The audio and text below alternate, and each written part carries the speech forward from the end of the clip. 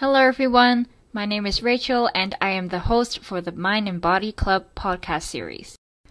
Last week, I talked about what coronavirus is and that we should be open-minded to changes in the upcoming days or weeks in order to cope with stress or anxiety while self-isolating. One interesting fact about self-isolation is that this is not novel to certain groups of people that live or work in isolated, confined, and extreme environments, such as polar scientists, astronauts, and submariners. People with these careers have to be separated from their friends and family for long periods of time. They also face various unusual conditions or have to cope with the sense of fear and anxiety.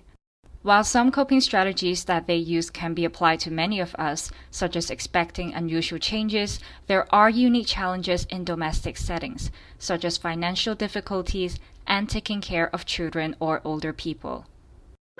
Nevertheless, it is difficult to be optimistic when we are isolated from the world. Recent studies have shown that people who are in quarantine or self-isolation may experience negative emotions, stress, difficulty sleeping, depression, and anger.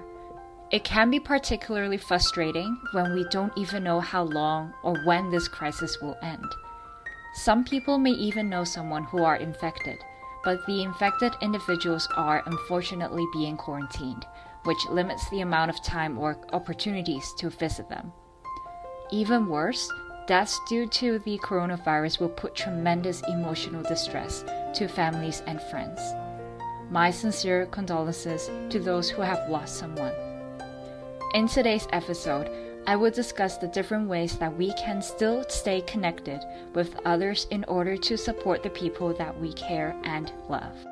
Staying connected with your friends and family could be as simple as texting them, giving them a call, or chatting face-to-face online. But how do you support someone just by talking to them? In my first podcast series a couple of months ago, I had 2 episodes on social support. By sharing and talking to others, you may provide emotional, esteem, or informational support. Providing emotional support means that you give reassurance to another person that you will be there for them and that you will lend them your ears when they need someone to talk to. Esteem support is when you try to boost someone's confidence. And informational, as the name implies, is when you provide information to someone that may help them go through these dire situations. Another way of staying connected to the community is to keep up to date with the information regarding the pandemic. Sources of information include newspapers, television, or social media.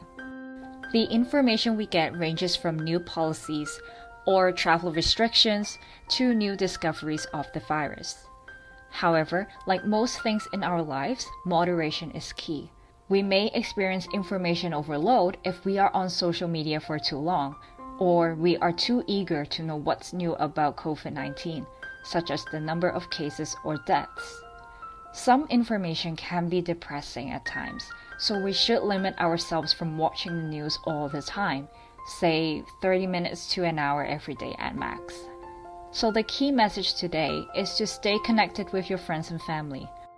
Moderate our amount of time on social media or the news so that we are getting the gist of what is happening now. But since we are spending so much time at home, what else can we do to occupy ourselves? Next week, I will talk about how to set a routine to keep us motivated and be productive throughout the day. Thank you for listening, and I will talk to you next time. Bye-bye. Hello again. Thank you so much for listening to today's episode. If you like it, don't forget to hit that like button and share with your friends and family. All our previous episodes are on Facebook, Twitter, and YouTube, so that you can always go back and check them out. Once again, thank you for being here with me today, and I'll see you next week. Bye!